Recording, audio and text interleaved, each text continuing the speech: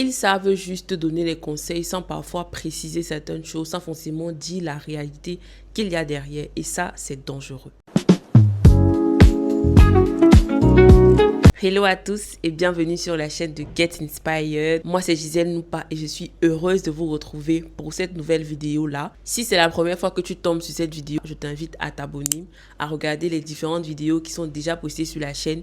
Forcément tu seras impacté, tu seras inspiré et tu voudras revenir encore parce que c'est une chaîne qui est importante pour la nouvelle génération, pour tous les jeunes, que tu sois de la diaspora ou en Afrique, par les sujets qu'on traite et par la communauté qu'on construit, qu'elle soit en ligne ou en présentiel. Alors abonne-toi et ne rate pas les prochaines vidéos. Aujourd'hui, on va parler d'un sujet qui m'importe essentiellement, les conseils que les gens donnent à tort et à travers. Moi-même, j'en ai donné et j'en donne encore, mais je me rends compte qu'il y a certains qui sont faux. Faux, pas parce que le conseil est mauvais, mais en fonction des circonstances, en fonction de ce que tu traverses, en fonction de tellement de critères et de paramètres, les conseils s'avèrent parfois être un peu faux. J'en ai recensé 6 dont on va parler aujourd'hui, vous donner un peu ce qu'on pense, etc. Donc n'hésitez pas aussi dans les commentaires à dire ce que vous pensez, à dire si ce que je dis est vrai ou faux. Je pense ne pas être la seule à qui on a donné des conseils dès que tu as commencé à travailler,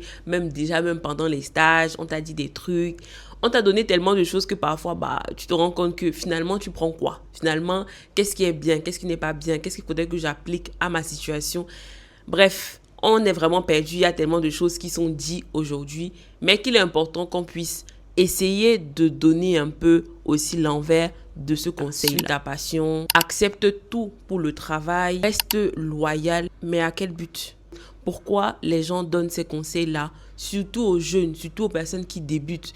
Alors qu'on sait bien que les réalités aujourd'hui sont totalement différentes. On va parler de ça et je vais te dire ce que je pense qu'il faudrait dire à la place de ces conseils-là qu'on écoute et qui m'ont justement beaucoup aidé. Alors, reste jusqu'au bout parce que le numéro 5, c'est celui qui a été testé, approuvé, même récemment dans ma vie personnelle. Le premier conseil dont je vais parler, c'est suis ta passion. Suis ta passion. Combien de fois, que ce soit les entrepreneurs, les jeunes, les personnes qui sont déjà un peu plus loin dans leur carrière professionnelle, etc., nous disent non, il faut suivre ta passion. Alors qu'on oublie qu'aujourd'hui, on n'aime que ce dans quoi on est bon. Cela part d'un très bon sentiment qui peut être honnête, qui peut être justifiable, mais pour moi, ça met un peu la charrue avant les bœufs. La vérité pour moi, c'est que parfois, la passion vient après la compétence. On se rendait compte qu'à l'école, par exemple, les sujets comme les mathématiques, la physique, la chimie, beaucoup de personnes ont pu aimer ces matières-là parce qu'ils se sont rendus compte qu'ils étaient bons dans ces matières-là. Et si peut-être tu n'étais pas bon, je t'ai dit, bon, je déteste ça, ça prouve bien que je déteste cela. Alors que parce que tu te sens par tes moyennes, par tes notes, par comment est-ce que les choses marchent, lorsque tu fais cette chose-là, tu te dis que peut-être que c'est ma passion en fait. À la place, ce que je conseille et ce que moi-même je me dis, cherche d'abord un problème, cherche quelque chose qui peut être résolu. Et là, en voulant résoudre ce problème-là, tu peux découvrir une passion, tu peux découvrir quelque chose qui t'anime. Et la passion ne vient pas toujours comme ça. Aujourd'hui, je suis passionnée de finances digitales, j'ai même un podcast. Mais avant, je ne pense pas que c'était le cas. Ce que je conseille, c'est de ne pas chercher ta passion de manière prioritaire, mais c'est de trouver un problème utile que tu vas résoudre. Je prends encore mon cas avec la finance digitale. Je ne suis pas une passionnée d'avant. Pas les choses sur lesquelles je m'attardais avant. Je ne lisais pas vraiment d'articles dessus. Ok, je payais avec ma carte. Mais je ne me posais pas de questions vraiment. Mais une fois que j'ai participé à un événement qui m'a permis d'ouvrir les yeux en fait sur ces questions-là, sur pourquoi est-ce que les choses sont comme ça, je me suis rendu compte qu'il y a un problème qu'il est important de résoudre ici et dont les jeunes n'en parlent pas. Toi, tu es seulement là, tu effectues les transactions, tu payes avec Wave, avec Orange Money. Tu fais un peu beaucoup de choses comme ça, mais tu ne te poses pas les questions comme quoi, pourquoi c'est comme ça, comment est-ce que cela est possible, etc. Et je me suis dit, pour résoudre ce problème-là, déjà personnellement, parce que je ne comprenais pas, j'ai lancé mon podcast et aujourd'hui, je suis un peu passionnée parce que c'est quelque chose que je ne veux pas passer dessus. Je reste là à ne pas dormir, à lire les articles, à trouver des idées pour développer ce podcast-là. Je me dis, aujourd'hui, c'est pas il faut suivre ta passion parce que beaucoup de personnes sont par exemple passionnées de marketing, de plein de choses comme ça. mais on oublie aussi la réalité dans laquelle on vit aujourd'hui. Trouve un problème, parce qu'en trouvant un problème, tu peux trouver même ton business derrière. Tu peux rallier même les choses qui te passionnaient peut-être avant. Je n'étais pas passionnée de création de contenu ou quoi que ce soit, mais le projet que je fais me permet aussi de faire le marketing à côté, la création de contenu derrière, la recherche de scripts, les analyses. Ça te fait, tu es obligé de piquer un peu partout pour pouvoir développer ton projet. Et même les choses qui ne me passionnaient pas me passionnent aujourd'hui parce que je veux résoudre un problème. Vous vous rendez donc compte que ce n'est plus le fait que non, trouve ta passion, essaye d'explorer ta passion, etc. Mais trouver un problème te permettra aussi de rallier ta passion. C'est important de le notifier à tous ceux qui débutent, à tous ceux qui terminent même leurs études. Il faudrait prendre cela en compte. Le deuxième conseil, c'est accepte tout pour l'expérience. Ce conseil-ci, je pense que je l'ai écouté quand j'étais à mon deuxième stage au Maroc. C'est une femme qui m'avait conseillé cela et j'étais un peu choquée. Sur le coup, tu dis ok, oui, c'est vrai, il faut pas te plaindre, il faut accepter les choses.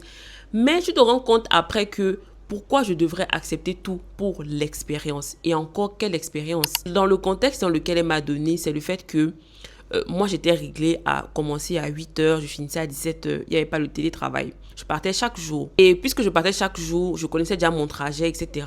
Et je m'étais programmée avec ça. J'avais déjà commencé mes chaînes YouTube, même d'ailleurs, à cette période-là. Je savais que lorsque je rentre, je dois me reposer un tout petit peu et réfléchir aux vidéos que je vais sortir. Ce jour-là, elle m'arrête, elle me dit, non, il faudrait que tu fasses ceci, il faudrait que tu fasses cela. Je lui dis, non, ne t'inquiète pas, je vais rentrer et je vais le faire. Elle me dit non, je disais ça marche pas comme ça, il faudrait que tu restes, que tu termines parce qu'il a besoin de ça demain. J'ai insisté, mais elle me dit non, il faut accepter. Et elle m'a donc sorti ce conseil-là. Je me suis dit ok, peut-être que c'est vraiment ça, je vais rester un peu plus longtemps. Je suis quelqu'un qui, si tu me donnes un conseil, je vais peut-être d'accord avec toi sur le moment. Mais après, il y a un petit truc dans ma tête qui va venir, qui va me dire, est-ce que ce que je fais là, c'est même vraiment bien? Est-ce que ça me plaît? Est-ce que je suis à l'aise? Quand elle est partie comme ça, je me suis mise un peu, j'ai essayé de continuer mes recherches. Et après quelques minutes, je me suis dit, non, je ne veux pas rester. Je me suis levée, je lui ai dit à demain, je vais rendre le travail, pas de souci, je suis partie. Et le lendemain, quand je reviens, j'ai tout de prêt, tout bien. Et on me dit que non, le monsieur a voyagé, il va revenir la semaine prochaine et on va voir ça. Je me suis dit, pardon. Et quand elle m'a dit ça, j'ai d'abord voulu un peu faire, genre, tu veux t'énerver un peu, mais tu peux pas t'énerver dans le milieu corporate. Non, mais tu veux faire, et pourquoi tu voulais faire ça hier alors, en fait? Donc, dès que j'ai compris ça, je me suis dit, vous aimez trop faire comme s'il y a des choses qui sont plus urgentes. Il y a toujours tout qui est urgent, qu'il faudrait faire assez vite parce que non, la personne doit gagner en expérience, doit apprendre ici, doit apprendre ça. Sans oublier que parfois, ça ne construit pas la personne. Parfois, c'est juste de faire des petites recherches. Dans le cas où j'étais, c'était juste de faire des recherches, brainstorming d'idées. C'était vraiment ça juste qu'il fallait faire. Mais tu te rends compte que si tu étais resté, tu allais gaspiller et la soirée et ta nuit même parce que tu allais te dire non, il faudrait que je réfléchisse à ça, il faudrait que demain je rapporte quelque chose qui soit potable, qui soit prêt à présenter. Mais te rendre compte que ce n'est plus nécessaire, ce sera un truc de la semaine prochaine. Finalement, à quoi est-ce que ça m'a servi? À rien. Parce que rechercher les idées, ça, je sais déjà. Brainstormer, je savais déjà. Donc, ce sont les compétences qui n'apportent pas une certaine valeur ajoutée. Encore, tu peux me dire, ok, on va construire un modèle ensemble. Je trouve qu'il y a des choses, surtout dans le monde corporate, sur lesquelles on s'attarde, mais qui parfois ne nécessitent pas autant de notre énergie, autant de notre temps. Ça nous épuise. Ça prend plus que ça doit même prendre. C'est important de savoir ce qui peut prendre notre énergie plus que prévu, ce qui est important pour nous et aussi de savoir mettre les barrières. N'accepte pas tout pour l'expérience. Ne reste pas tard parce que tout le monde reste tard et que tu dois forcément montrer que tu travailles. Ça, c'est quelque chose que je vais revenir peut-être lorsque je vais parler un peu plus de la vie professionnelle à Abidjan, du contraste entre le travail au Maroc et le travail à Abidjan. Je pense que j'ai énormément de choses à dire, mais encore une fois, il faut que j'aille doucement. Et si Dieu le permet, ce que je conseillerais aux jeunes et que moi-même je me suis mise en point numéro 1, d'accepter ce qui me ferait gagner une compétence précise et même une relation précise. Je ne vais pas faire les choses pour faire. Pour le reste, il faut apprendre à refuser, à décliner, à renvoyer. Parce que toi seul, tu connais tes priorités. Toi seul, tu connais où tu veux te voir d'ici 5 ans. Toi seul, tu connais comment est-ce que tu veux que ton chemin soit tracé. Et lorsque tu as cela, fais l'effort. Ça ne sera pas facile, ça ne sera pas toujours le cas, mais fais l'effort de garder en fait ce petit chemin-là, ce petit traçage de parcours-là que tu as fait pour toi. Et garde encore une fois ton énergie parce que c'est vrai qu'on est jeune. On va se dire on peut tout faire, on peut bien faire. Mais il y a des choses où ta jeunesse ou même ton énergie va demander un peu plus que dans certains aspects. Le troisième conseil, c'est reste loyal, ne change pas trop tôt de société, d'entreprise, de secteur et j'en passe. J'ai une approche assez particulière à ce conseil-là. Et lorsque tu, par exemple, es amené à discuter avec des amis, des collègues, des personnes un peu autres, à qui tu dis je suis ouverte aux opportunités, je cherche un peu, j'essaye de voir un peu le marché du travail, quoi. Ils vont te dire non, il ne faut pas faire comme ça, fais au moins 2 ans. 2 ans pourquoi? Si cette expérience-là ne va pas t'apporter, si cette expérience-là ne va pas te faire gagner quelque chose, pourquoi est-ce que tu vas rester là alors que tu es en train de perdre le temps qui peut être bénéfique pour ton expérience prochaine? Moi, vraiment, les conseils comme ça, et tu vas entendre ça beaucoup en Afrique, hein. Là, je suis désolée, mais tu vas beaucoup entendre ça des personnes un peu plus avancées là, en âge, dans leurs expériences professionnelles, qui ont fait les 10, 15 ans, 12 ans et tout. Certains donnent de bons conseils, mais aujourd'hui là, avec ce qui se passe, avec comment les choses sont faites, je ne pense pas que tu puisses conseiller à quelqu'un de non, ne change pas trop, non, il faut rester loyal, non, reste fidèle à ta société. Mon cher, si tu as trouvé une opportunité qui te permet d'aller dans quelque chose dont tu rêves, encore une fois, on ne quitte pas pour quitter. Ça, c'est important aussi de dire, on ne quitte pas pour quitter. Beaucoup de personnes mettent en relation le fait que tu deviens entrepreneur et quitter le salariat. Ça aussi, c'est un sujet que j'aimerais explorer, mais je n'ai pas encore bien les connaissances dessus. Entre le salariat et l'entrepreneuriat, il faut faire attention. Il faut faire attention. C'est pas parce qu'aujourd'hui, les gens montrent que non, j'ai lancé ma marque de vêtements, ma marque de cosmétiques, ma marque de bijoux, etc., que tu vas te dire, bah, si ça marche pour elle, ça va marcher pour moi. Ok, je quitte le salariat. Ça, vraiment, faites attention. J'espère que vous n'êtes pas assez influençable dans ce domaine-là. On ne quitte pas pour quitter. Si tu veux quitter une opportunité pour une autre, il y a énormément de choses sur lesquelles il faudrait que tu réfléchisses bien. Mais le point n'est pas là. Le point est sur le fait que si tu trouves une opportunité, si tu trouves quelque chose et que tu as fait toutes les recherches et que tu vois que c'est vraiment l'opportunité qu'il ne faudrait pas rater, que tu dandines, tu réfléchis parce que tu te dis non, il faudrait que je sois loyal, il faudrait que je reste, il faudrait que je fasse mes pas, il faudrait que...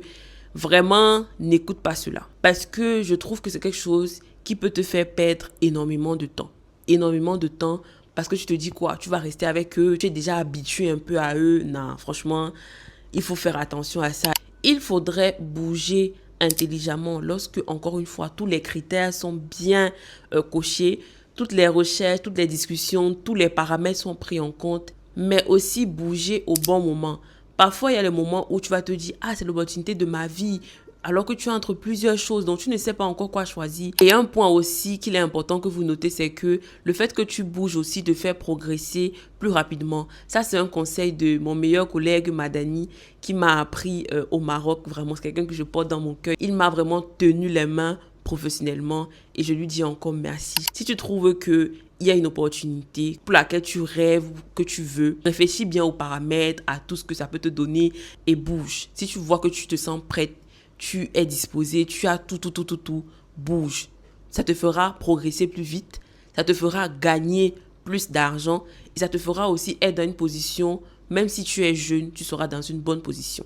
Ça, je ne vais jamais oublier et c'est important de partager à tous ces jeunes-là qui se disent que non, le fait que je sois loyal à ma société va te faire perdre le temps et ça va te faire perdre aussi beaucoup d'opportunités auxquelles tu aurais pu répondre et auxquelles tu aurais pu être épanoui et peut-être vivre ta best life. On ne sait jamais. Un autre conseil, c'est ne négocie pas ton premier salaire. Prends juste ce qu'on te donne et sois reconnaissant.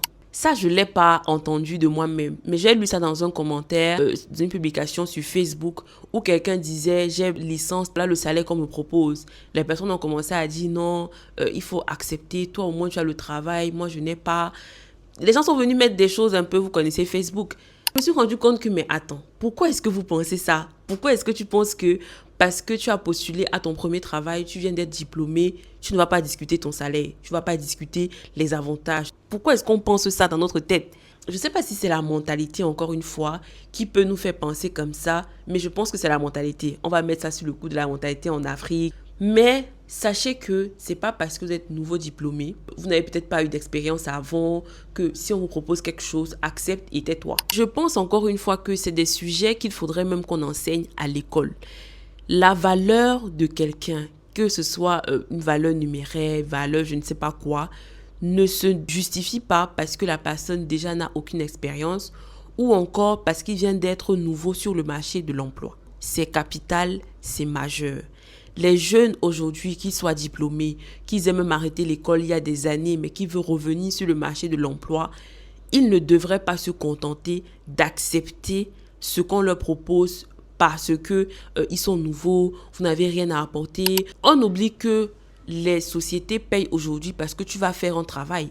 Ils vont te garder de telle heure à telle heure. Ils vont te demander de faire des choses dans le temps réglementé. Parce que tu dois les faire, ils te payeront à la fin du mois. Mais pourquoi est-ce que tu vas te dire, toi qui es jeune, tu veux apprendre, tu veux gagner en expérience, tu dois accepter. Si c'est une opportunité que tu as eue comme ça et que tu peux pas vraiment négocier, ok. Vraiment, ça, je peux comprendre en fonction de ce qu'on a aujourd'hui. On n'a pas vraiment le choix parce qu'il n'y en a pas vraiment d'opportunité. Mais si tu as la possibilité de discuter, même si c'est plus 5 000, plus 10 000, plus 50 000, il faut discuter, il faut demander. On se dit, c'est notre premier travail. Non, j'ai un peu peur. Je vais essayer, mais je sais qu'on va peut-être pas me donner comment ça se passe. Comment est-ce que je parle de chiffres avec ces personnes-là qui peuvent me voir comme une grosse tête. Moi aussi, je pensais ça jusqu'à ce que j'appelle et je demande, est-ce que le stage sera rémunéré? Est-ce que je vais gagner quelque chose? Parce que c'est important. Dans l'économie dans laquelle on est aujourd'hui, il est important d'avoir de l'argent. Tu peux rien faire sans argent. Tu peux rien faire sans quelque chose dans ta poche. Il faut pouvoir demander. Parce qu'on va se dire, ok, il sait qu'il est nouveau. Il sait qu'il n'aura pas grand chose à nous apporter. Donc, il n'a pas demandé, il n'a pas parlé d'argent. Ok, c'est bien, c'est tout bénéfique pour moi. Les entreprises vont toujours vouloir prioriser le fait qu'ils peuvent gagner sur ta tête. Ils peuvent gagner sur ton expérience. Ils peuvent te demander de faire énormément de choses sans forcément te payer. L'entreprise est là pour gagner de l'argent. Et si toi, tu ne veux pas prendre cet argent-là aussi parce que tu en as droit, c'est ton problème. On te dira que merci, c'est tout. S'il vous plaît, ceux qui ont la capacité, ceux qui ont l'opportunité, ceux qui peuvent demander quelque chose. Si vous pouvez aller au-delà de ce qu'on vous a proposé, essayez de voir dans quelle mesure cela est possible. Parce qu'aujourd'hui, là, on ne va pas rester là à se contenter que de ce qu'on nous offre.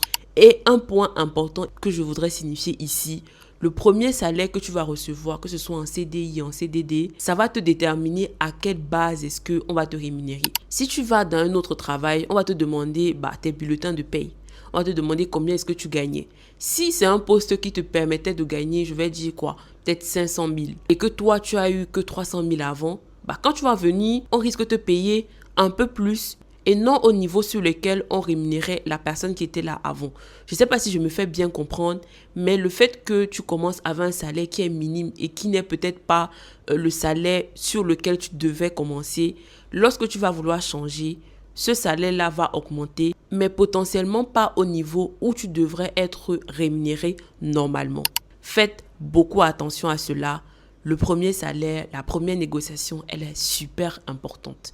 Il y a énormément de chaînes qui parlent de ça aujourd'hui. À la place, donc, il faudrait négocier avec respect, avec des données à l'appui, avec la valeur que tu vas apporter à la société, à l'entité. Si tu viens avec le sourire bien apprêté, et tu as les données, tu as tout ce que tu peux apporter et que tu sais pourquoi est-ce que tu demandes plus 20 000, plus 10 000, je ne pense pas que ça puisse déranger quelqu'un qui est peut-être là et qui t'écoute. Pourquoi il va te refuser cela? Encore une fois, ça va dépendre, c'est vrai. Si tu mets toutes les chances de ton côté, ce serait difficile que cette personne-là potentiellement te refuse. Le cinquième conseil est celui qui m'a fait faire un bond à 360, c'est de se dire, garde la tête baissée, travaille dur, en oubliant que le travail dont on ne parle pas, le travail qui n'est pas vu, qui n'est pas remarqué, il y a de faibles chances qu'on puisse toi te voir, qu'on puisse toi te distinguer, qu'on puisse toi te donner ce poste-là, cette promotion-là, cette augmentation-là. C'est important en tant que jeune de rendre notre travail lisible et visible. Je parle de ces deux points-là parce que vous vous rappelez de mon stage au Maroc de fin d'études. Et comme je dois faire un mémoire de fin d'études, tu dois pouvoir faire des réunions avec ton encadrant de la société. C'est une personne qui est assez occupée, bien qu'on a des réunions de travail, etc. Mais c'est une personne qui est assez occupée.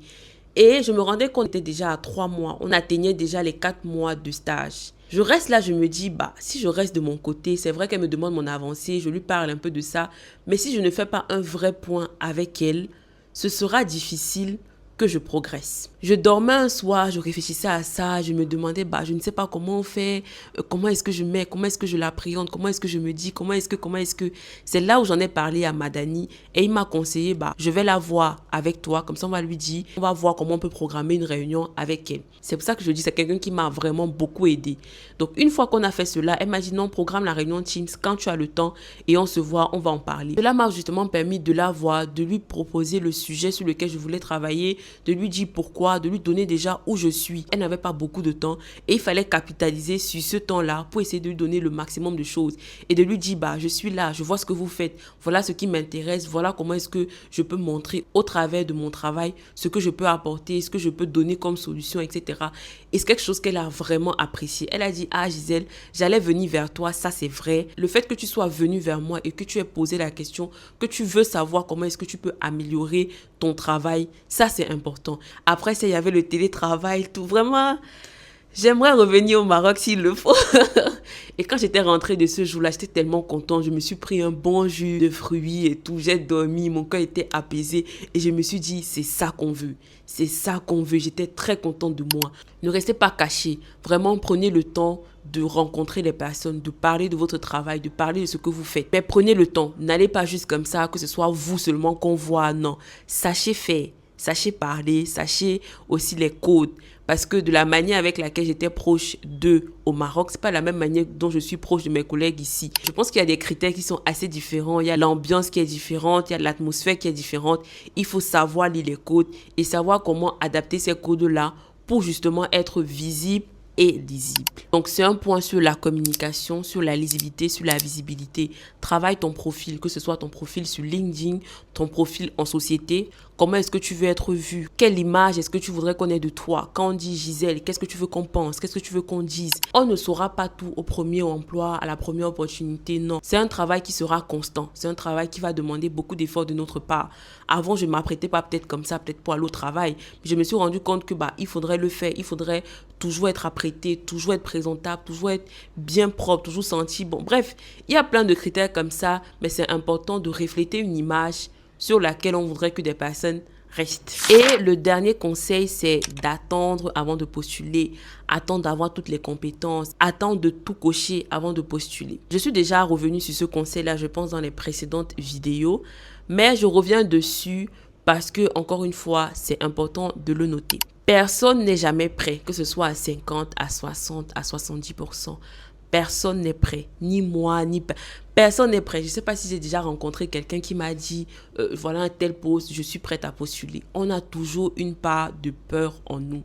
Mais que cette peur-là ne nous empêche pas de sauter le pas, de publier, de poster, de postuler, de faire quelque chose qui, on sent que ça peut nous apporter quelque chose de beaucoup plus meilleur, de beaucoup plus capital, de beaucoup plus essentiel. Ne reste pas donc limité au poste, ne reste pas limité aux tâches qu'on peut demander, que peut-être toi, tu ne sais pas, tu n'as pas connaissance, mais focus-toi sur ce que tu peux apporter, sur les petites connaissances que tu as et débrouille-toi de chercher le reste pour compléter derrière. Parce que, encore une fois, personne n'est à son poste et maîtrise tout à 100%. On apprend dans le tas. Je prends mon propre exemple. La manière avec laquelle je travaillais ou bien les sujets sur lesquels je travaillais au Maroc ne sont totalement pas pareils des sujets sur lesquels je travaille ici. C'est pas pour autant qu'on ne m'a pas prise, mais c'est parce que j'ai déjà une base et on sait que je peux les appliquer ici, je peux apprendre ici, je peux développer certaines choses ici, etc. Donc, on apprend sur le tas et n'ayez pas peur des opportunités. Vous pouvez voir les grands noms qu'on met aujourd'hui sur les titres de postes, mais n'ayez pas peur. Si vous sentez quelque chose, vraiment postulez. Vous ne perdez rien. Personne ne vient toquer à votre porte. Personne ne vient vous demander, donne-moi 100 000, donne-moi 200. Non, il faut juste postuler. Et tu ne sais pas quelle opportunité vraiment sera la meilleure pour toi. Celui qui ose passe toujours avant celui qui attend d'être prêt. Si ces conseils-là te parlent, n'hésite pas à t'abonner et à nous dire aussi quels conseils est-ce que tu voudrais qu'un jeune soit au courant aujourd'hui, contrairement à ce qu'on peut entendre, à ce qu'on peut voir. Dis-nous le conseil que tu aimerais laisser. Et pour ma part, le conseil que je veux laisser sous cette vidéo-ci, c'est le fait qu'il ne faut pas prendre un conseil pour argent comptant.